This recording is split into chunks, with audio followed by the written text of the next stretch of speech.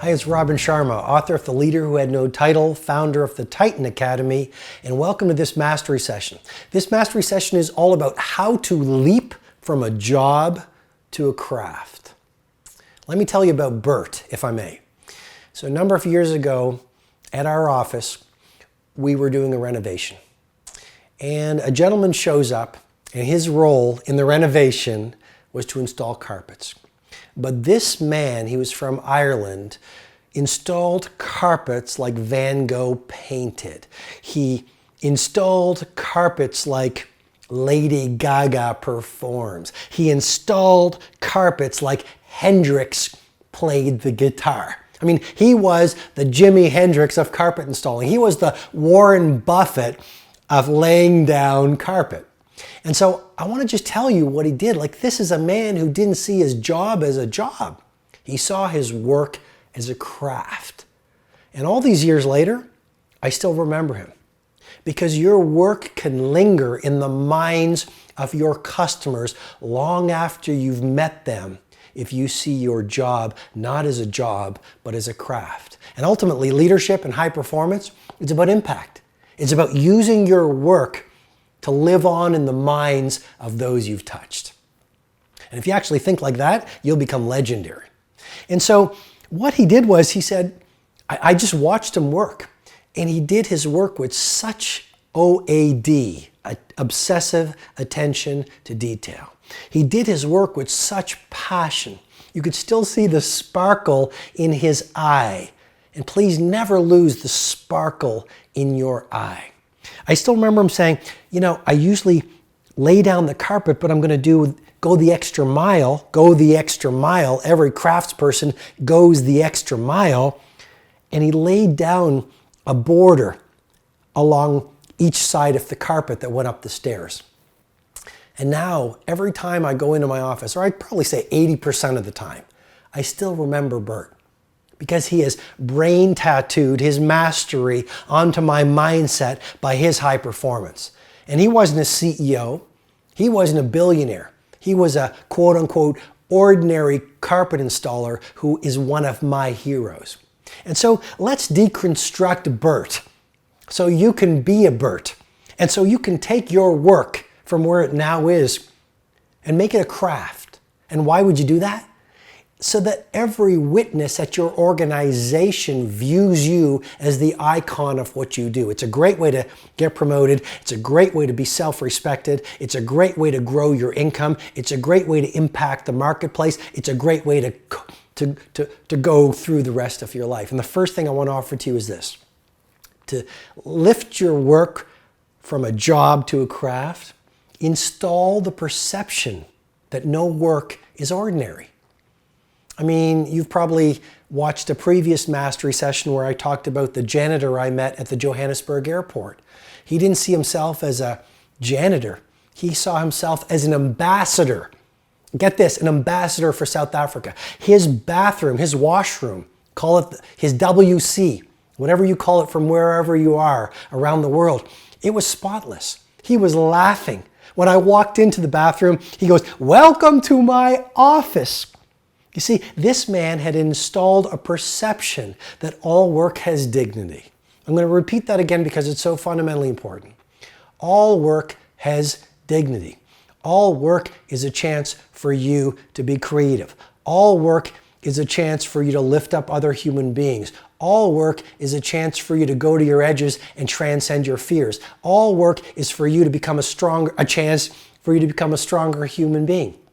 And so install the perception that your job is no longer a job. It's an opportunity for you this day to practice your craft. And with that core belief that you install, you will start reading the books, going to the seminars, practicing a craft. Because the great chess champion or the great cheese maker or the great shoemaker, they don't just go to work. They don't just show up. The great Swiss watchmaker, it's a craft. They study, they get a mentor, they become an apprentice, and every day they just practice their craft. And day by day, the days slip into weeks, the months slip into years, and that tiny act of progress every day makes them masterful. Number two, to take your work from a job to a craft, be all about optimization. Everything you touch, leave it better than you find them. If you look at the great craftspeople, every single day it's about optimization. Little incremental acts of making things better. That's how the great companies become great. It's not by one act of revolution.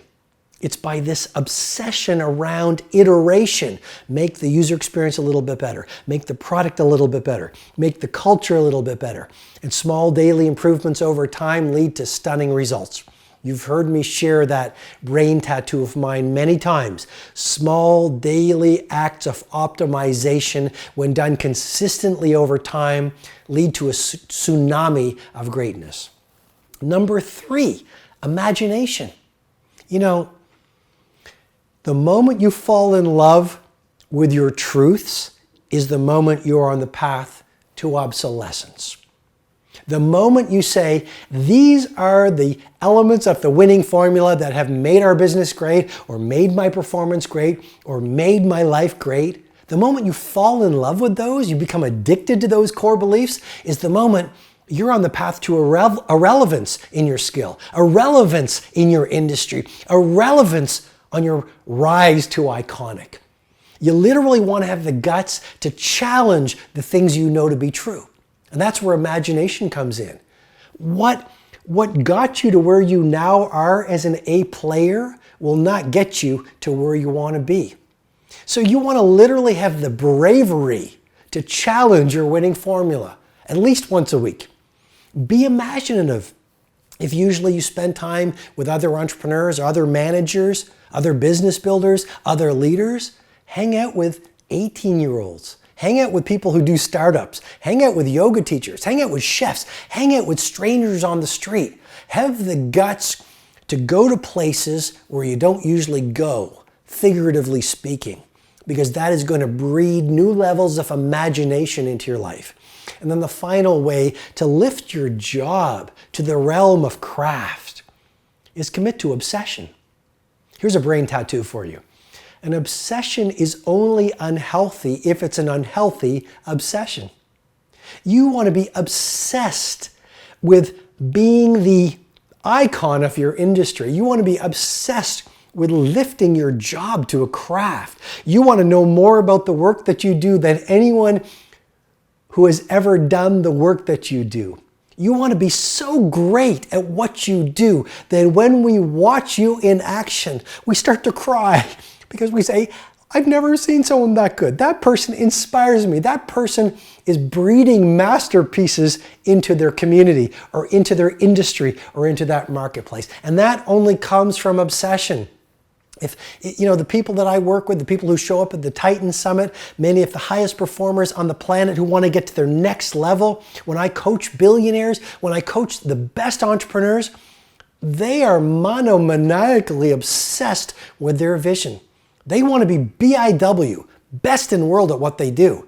And so they are constantly going to conferences, they are constantly curious, they are constantly reading, they are constantly looking for what I call the mindset advantage that will give them their next level of behavior, that will give them their next level of results.